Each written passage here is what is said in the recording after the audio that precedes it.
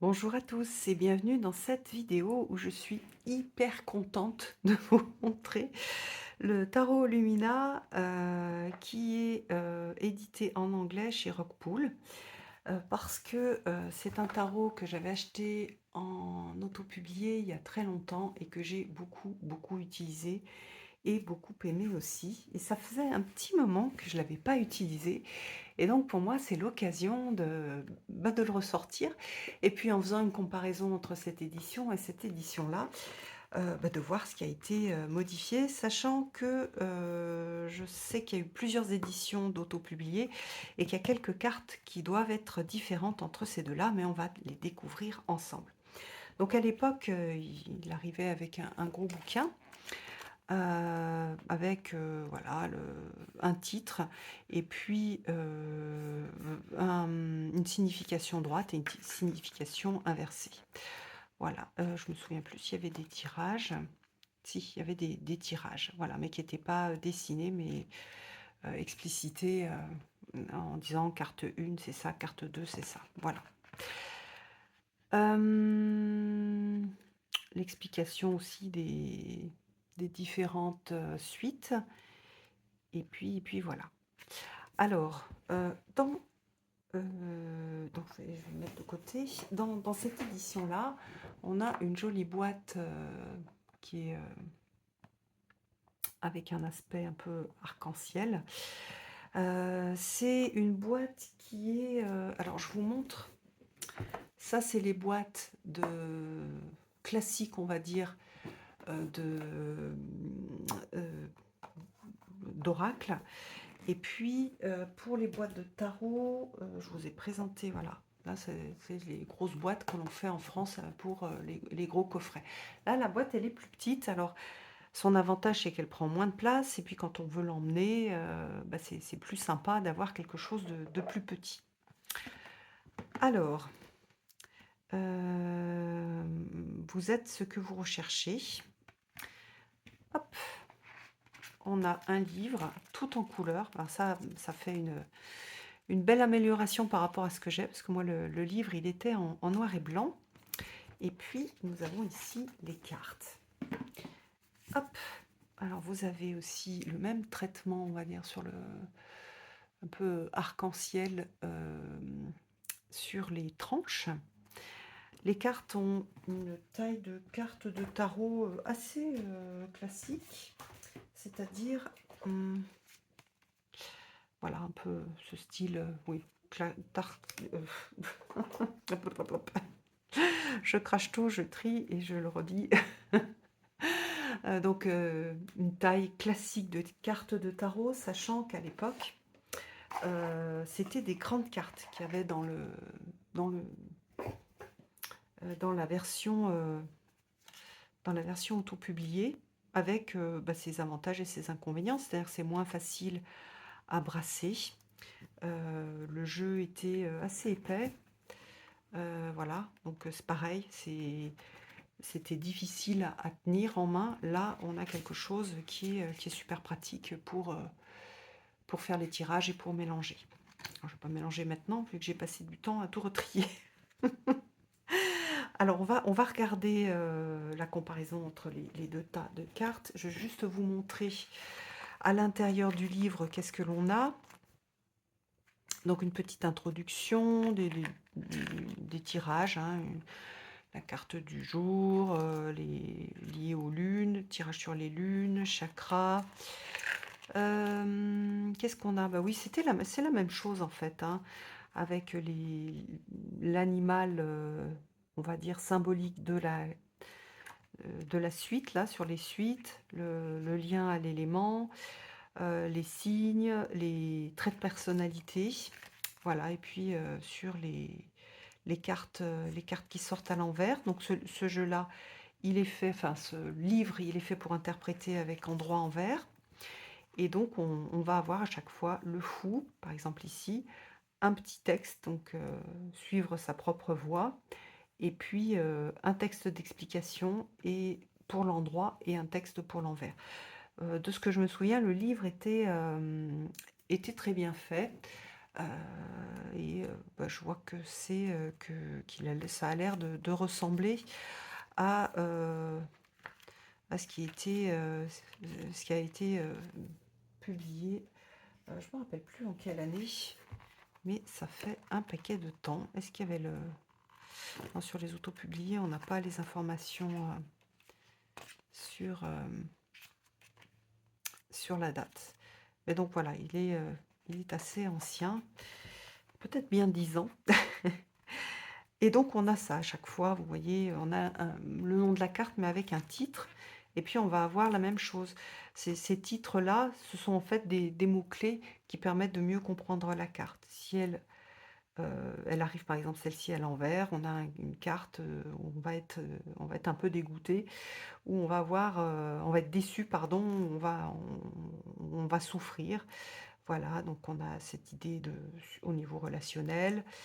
Et puis des conseils, donc une interprétation puis des petits conseils, donc là, voilà, ça va faire mal, mais ça sert à rien d'y résister ou d'éviter, le la vérité inévitable.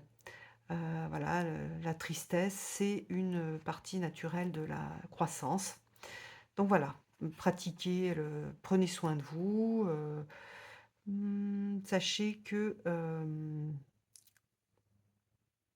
oui, voyez cette opportunité, enfin cet événement comme une opportunité pour grandir. Donc on a et l'interprétation et un petit conseil, voilà, honorez-vous, voilà. Puis si la carte est à l'envers, voilà la signification. Voilà pour le livre qui est, voilà, qui est bien, qui a pas l'air d'être trop fragile. Donc c'est pareil, si jamais, vous voulez emmener juste le livre et puis mettre le le gui le les cartes dans un sac, ça va bien s'y prêter. Alors ensuite, donc nous allons regarder la comparaison entre ces 2 jeux. Alors je suis presque sûre que le jeu a été traduit en français, il me semble, mais du coup, bah, je ne sais pas s'il va y avoir les mêmes différences, au niveau des cartes. Si vous avez ce jeu-là, heu, en français, dites-moi, enfin, dans les commentaires, les différences que vous avez notées. Heu, voilà. Comme ça permet, aussi aux gens d'avoir, les infos, puis qu'on partage tous un petit peu, nos connaissances. Alors vous voyez que comme le cadrage, enfin les cartes ont pas le même, elles sont plus longues que larges, donc enfin celles-ci, donc celles-ci ont été coupées différemment. Donc là, par exemple sur celle-ci, on a beaucoup plus de l'illustration, alors qu'ici on en a moins. Et bah, comme la carte est plus grande, par contre, bah, l'illustration aussi est plus grande. Vous voyez qu'ici aussi, ah ben voilà, il y a la date, 2015. Ah, quand j'ai dit 10 ans, c'était presque, hein, c'était, voilà, 9 ans, le jeu que j'ai a 9 ans. Et donc, il y avait à chaque fois le nom avec la date, ce qui est, pas forcément, très beau. Mais bon, ça fait tellement longtemps que je l'ai que je m'y suis habituée, mais je trouve plus joli, comme ça. Alors ce que je préfère aussi, c'est que les arcanes majeures ont été numérotés, alors que là, il y avait pas de numéro.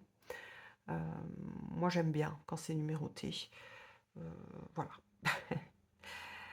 Par contre, la police d'écriture est plus jolie, la présentation est peut-être un peu plus jolie sur celle-ci, je préfère. Là, c'est plus traditionnel et en même temps, ils ont fait un travail au niveau graphique pour avoir une sorte de comment dire? De police d'écriture un peu originale, donc ça, je trouve très sympa. Donc vous voyez qu'ici, ce sont les mêmes, le cadrage toujours un peu différent. Ici, le cadrage est plus serré, ici, on voit plus l'illustration. Alors, première carte différente, c'est la grande prêtresse. Là, on avait un peu une carte comme dans un jeu de cartes à jouer. Ici, on a bien ce côté de miroir, mais à la verticale, ce qui fait qu'on a aussi cette idée de double qui peut être assez intéressant dans la signification de la grande prêtresse ou dans ce qu'on pourrait tirer heu, en intuitif. Par exemple, ici, c'est pas trop parlant.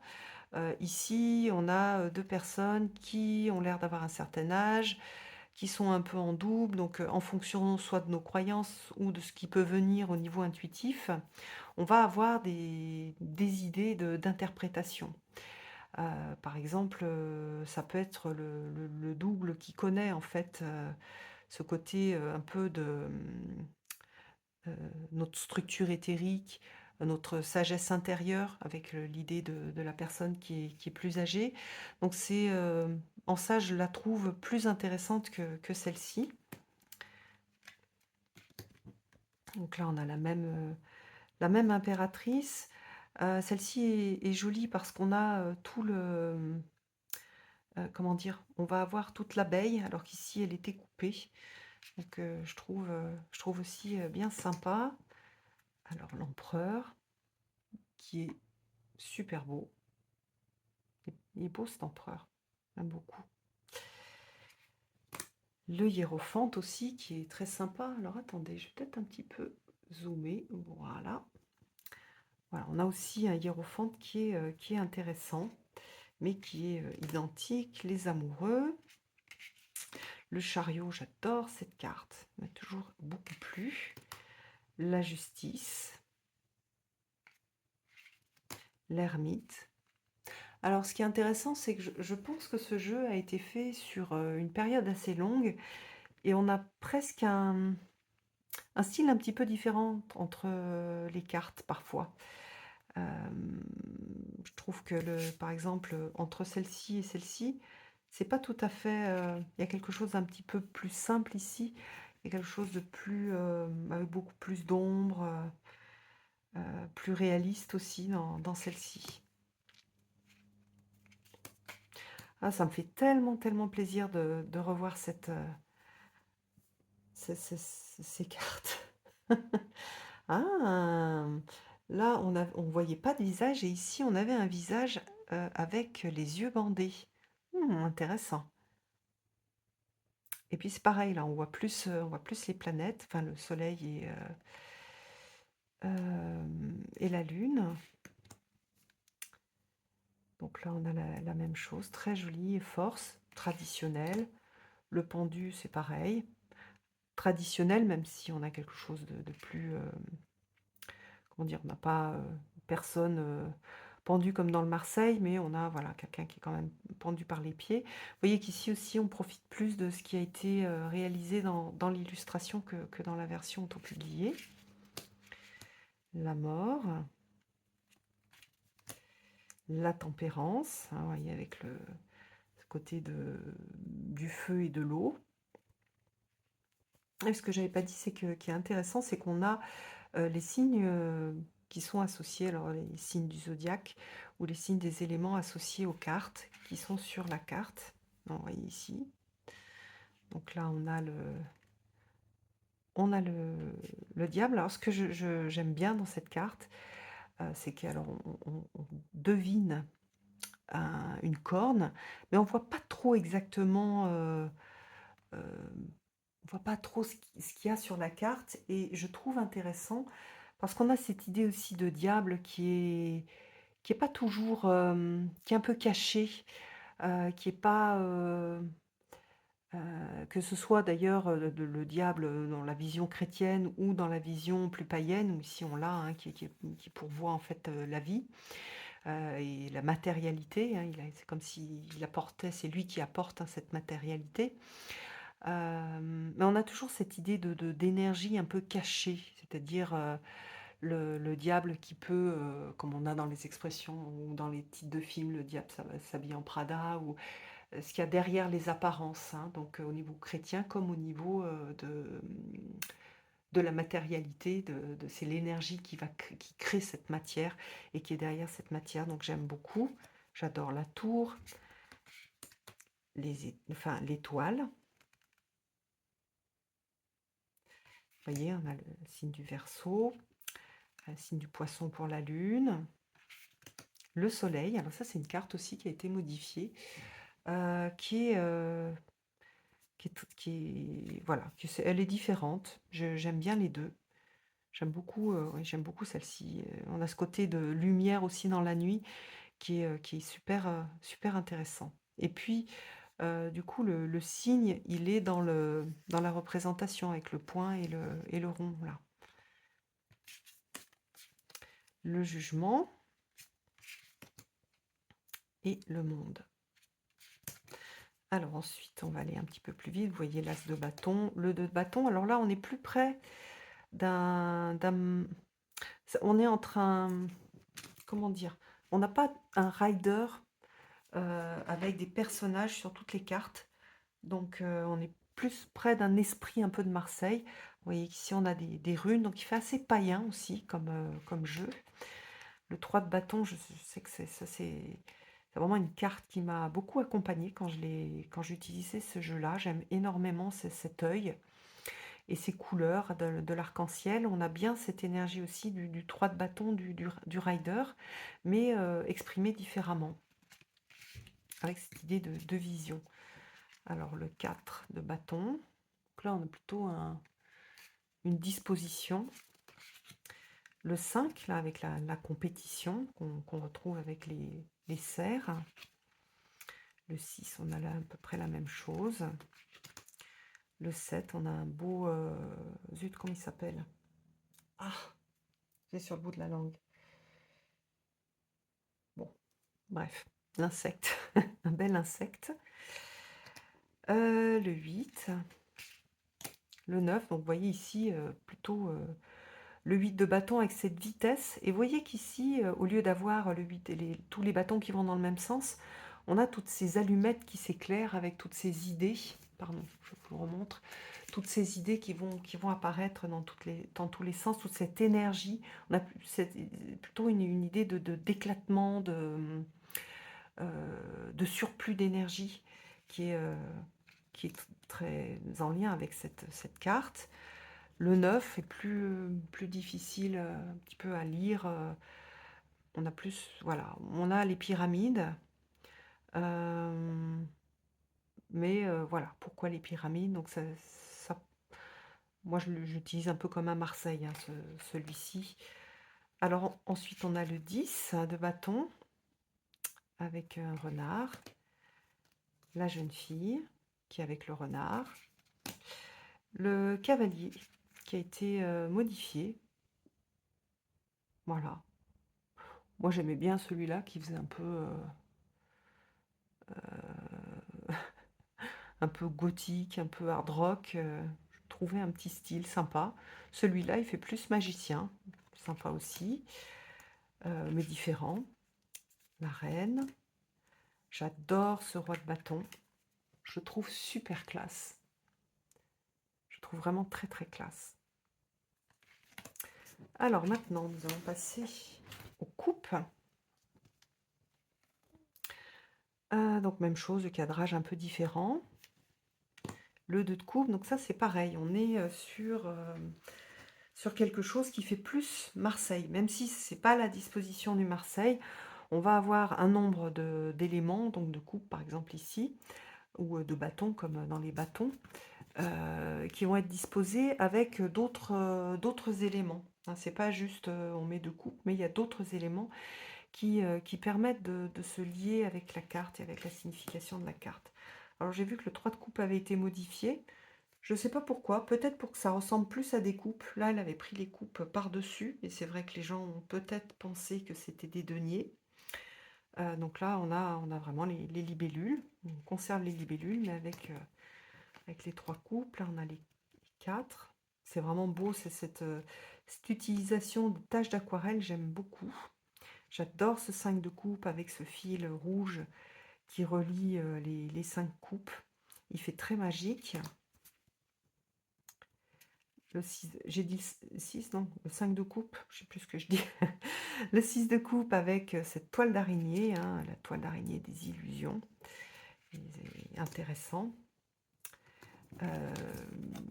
D'ailleurs, je trouve une carte, là on a donc la carte, on va dire, des illusions, c'est le 7 de coupe, traditionnellement.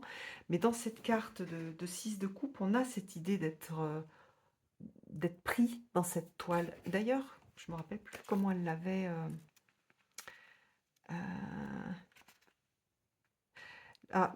d'accord, très rider, mais c'est la nostalgie. Oui, c'est le fait d'être emprisonné dans cette nostalgie de l'ancien, dans cette prison du passé. Et là, on a le serpent avec les illusions et, de, et puis des choix aussi. Le 8 de coupe avec le chemin. Le 9 avec le soleil et la lune. Donc vous voyez, c'est pas un jeu qui est très facile à, à utiliser quand on n'a pas l'habitude, par exemple, d'utiliser le Marseille ou qu'on ne connaît pas bien les significations des cartes. Il y a plein de cartes qui paraissent un petit peu mystérieuses. Euh, Même moi, quand j'utilisais en fait ce jeu, j'utilisais souvent ce que je connaissais de... J'utilisais un peu comme un Marseille, voilà. Et puis, j'utilisais, par exemple, ici, si j'avais cette idée de papillon avec le 10 de coupe, ça pouvait rajouter en fait des couches de signification. Mais, mais souvent, voilà, j'utilisais ce que je connaissais, soit du Marseille, soit du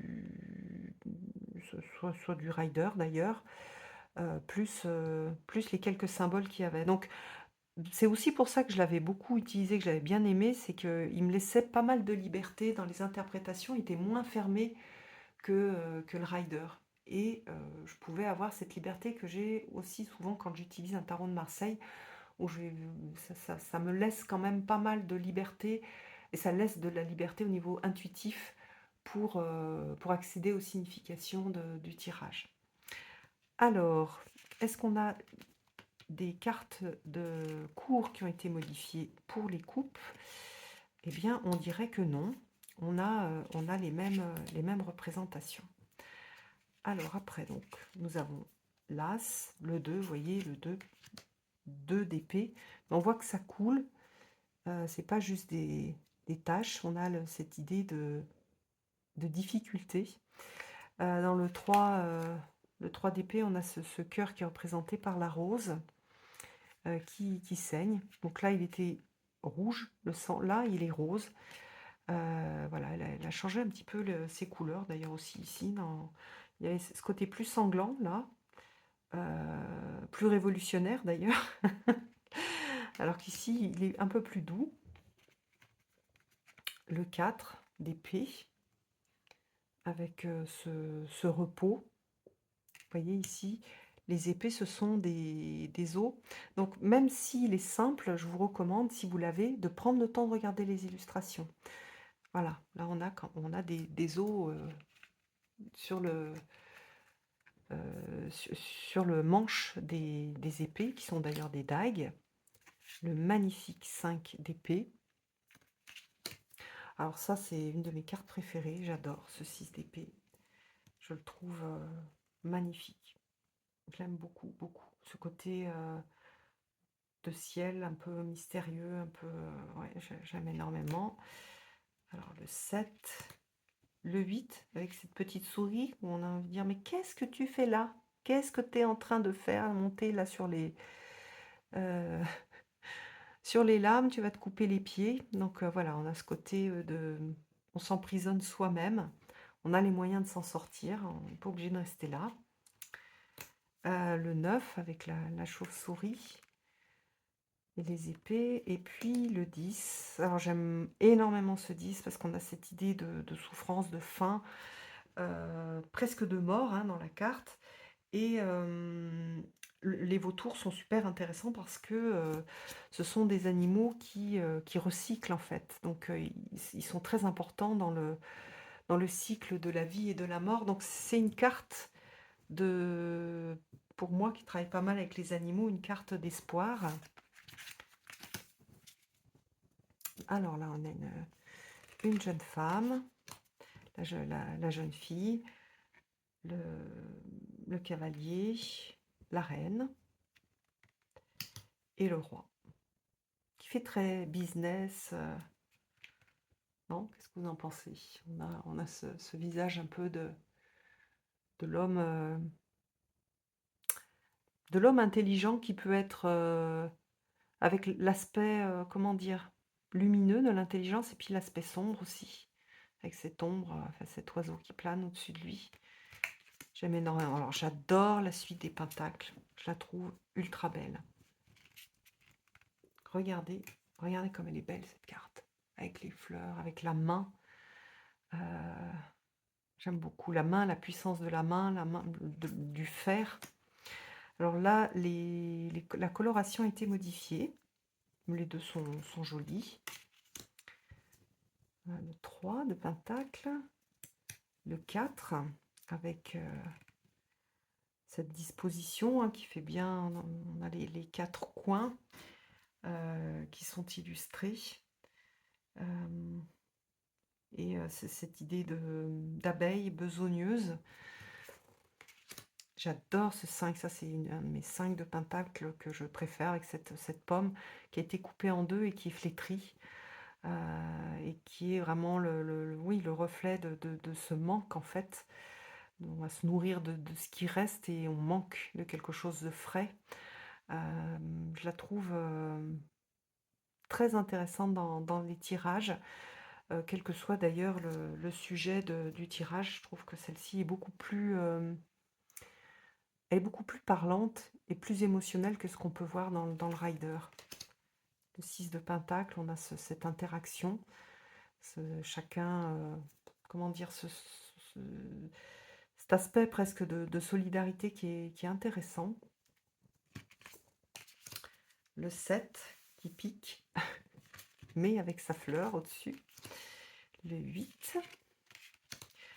C'est tellement beau. Ce jeu, il est tellement, tellement beau. Là, c'est vraiment, vraiment un très beau jeu. Et là, c'est super bien mis en valeur. C'est très, très, très, très beau. Ah, ça me fait tellement plaisir de le regarder. Le 10 de pentacle avec l'ours. Alors, c'est marrant, la jeune fille a été, elle a exactement la même position. Au lieu d'avoir des fleurs, elle a des petites plumes et des feuilles, pardon. Je ne sais pas pourquoi est-ce qu'elle a été refaite, mais je trouve les 2 très jolis. J'adore ce cavalier avec l'ours. Donc là, l'animal lié à la suite, c'est l'ours. La reine, très belle aussi. Et puis le roi. Donc voilà, en résumé, il est vraiment beau. C'est vraiment un très joli jeu. On a, un beau rendu. Je peux le mélanger comme ça, contrairement à mon jeu. Oh là là, c'est super, j'adore. La qualité des cartes est géniale pour mélanger les cartes comme je le fais. On a un dos qui est réversible, puisque en plus le jeu, enfin, les significations sont données en droite et inversée. Donc ça, c'est super intéressant. Et puis après, on va avoir, quand on fait un tirage, on va avoir ce type de visuel que moi j'aime beaucoup parce qu'il alterne des personnages et des choses plus symboliques. Et vous voyez par exemple ici, on a ce 2 d'épée avec ce choix qui est un peu cornélien. On peut rapprocher aussi certaines couleurs des couleurs des autres cartes. Voilà, entre voilà, la tempérance ou la reine de bâton qui n'est pas du tout tempérée. Qui est flamboyante. Hem, donc on a cette idée de choix entre, je tempère un peu le feu et l'eau, donc mes émotions et puis mes réactions, on va dire, instinctives. Ou, est-ce que je suis comme la reine de bâton et je vais m'imposer et je vais aller exprimer tout ce qui ne me plaît pas. Et là, en ce moment, par exemple, si je me dis: «Bah, je suis pas très bien en ce moment», c'est que je suis entre ces 2 là et j'arrive pas bien à me sortir de cette situation où je suis en tension entre mon désir d'être tempérée, de pas aggraver les choses et puis mon désir aussi de m'imposer et de pas me laisser faire. Donc après on pourrait tirer une carte. Alors voilà, on a cette idée de collaboration. Donc voilà, alors là, ça veut dire que la carte, elle irait plutôt le conseil irait plutôt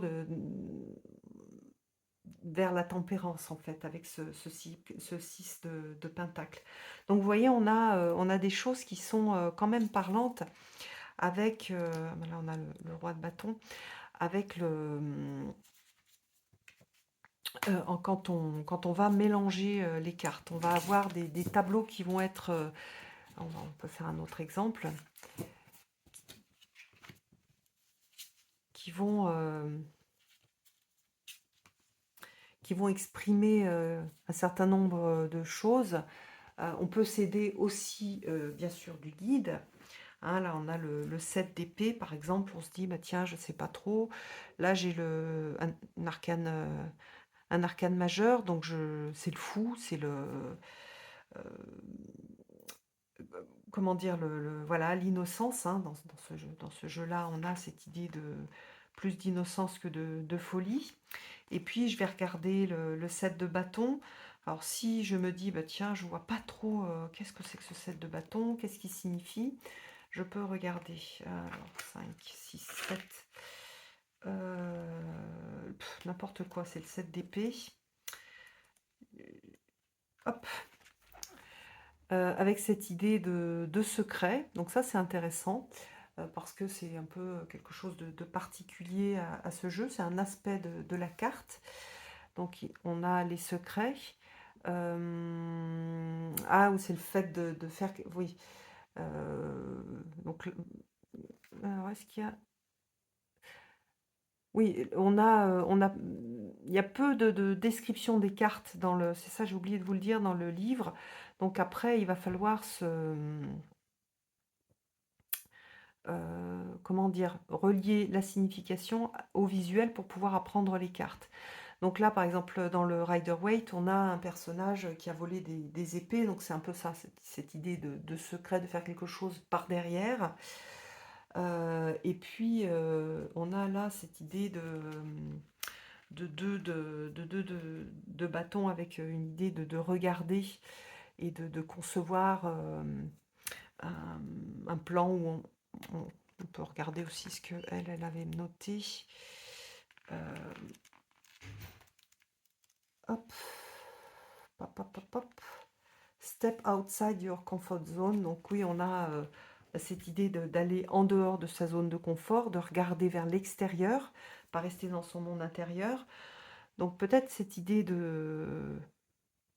ça pourrait être, par exemple, cette idée de secret, de faire des choses par derrière, c'est un peu de la folie. Et là, du coup, on aurait un peu cette idée de fou, c'est un peu innocent, c'est pas bien responsable. Et ce qu'il faudrait, c'est sortir un peu de sa zone de confort et plutôt aller explorer d'autres choses, d'autres façons de s'en sortir. Et pas rester coincé dans la situation en essayant de s'en sortir en bidouillant un peu des choses par derrière ou voilà, en trafiquant des choses. Peut-être que c'est plus intéressant d'ouvrir un peu son horizon et de partir à l'aventure. On a ce côté de la folie qui est, c'est de la folie de tromper, en fait, d'être dans de la tromperie, de se tromper soi-même, de tromper les autres. Et par contre, voilà, il faut s'ouvrir à la nouveauté et se dire, ah bah tiens, si je partais pour autre chose, et si je laissais tomber un peu cette ancienne histoire qui m'empoisonne. Voilà, par exemple, ça pourrait être ça, ce type d'interprétation. Donc vous voyez, on peut jouer sur le visuel, on cède on peut s'aider du livre. Il y a plein de façons en fait d'utiliser les cartes et à nouveau avec ce mélange de personnages et de représentations un peu plus symboliques, on a la possibilité d'allumer un peu voilà, de, de nourrir l'intuition et de laisser l'intuition s'exprimer, pas moins guidée que quand on a vraiment une scène avec quelqu'un qui fait quelque chose de façon beaucoup plus représentative, un peu comme celle-ci. Comme on n'a pas que ça permet aussi d'ouvrir les significations. On a beaucoup plus de significations dans une carte comme ça que dans une carte comme ça. Voilà, mais j'espère que ça vous a plu. En tout cas, moi, ça m'a fait bien plaisir de ressortir ce jeu. Je vous embrasse tous et je vous donne rendez-vous pour une prochaine vidéo. À bientôt!